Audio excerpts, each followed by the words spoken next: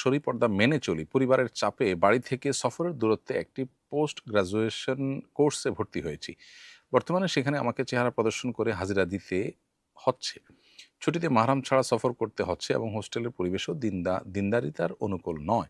পরিস্থিতির কারণে পরিবারের অমতে কোর্সটি ছেড়ে দেওয়ার মতো মানসিক বা ইমানের শক্তি আমার নেই। এমত অবস্থায় নিজের দিন ও পর্দা রক্ষার্থে শরীরের আলোকে আমার করণীয় কি, বিস্তারিত জানিয়ে বাধিত করবেন।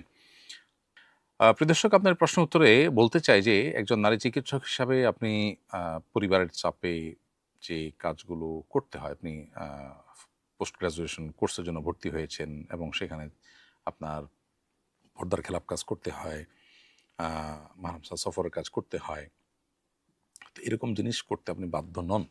পরিবার অন্যায় নির্দেশ করলে যে কাজ করতে গিয়ে আপনি গুনাহে লিপ্ত হইতে হবে, সেরকম কাজ করতে আপনি আসলে বাধ্য নন। এরকম পরিস্থিতিতে পরিবারকে বুঝিয়ে হোক, যেকোনোভাবে হোক আপনি গুনাহ থেকে বেঁচে থাকার চেষ্টা করবেন। আপনি একজন শিক্ষিত মানুষ এবং নিজের পায়ে নিজে যথেষ্ট দাঁড়াবার মতো ক্ষমতা আপনার হয়েছে। বিধায় আপনি যে নিজেকে মানসিক বা ইমানের শক্তি আপনার নাই বলেছেন, এই জায়গাটাতে আপনার মোটিভেশন দরকার।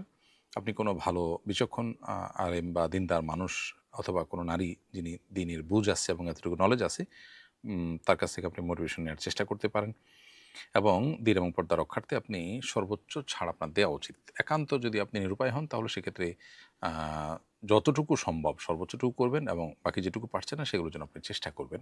আল্লাহ তাআলা আপনাকে তৌফিক দান করুন।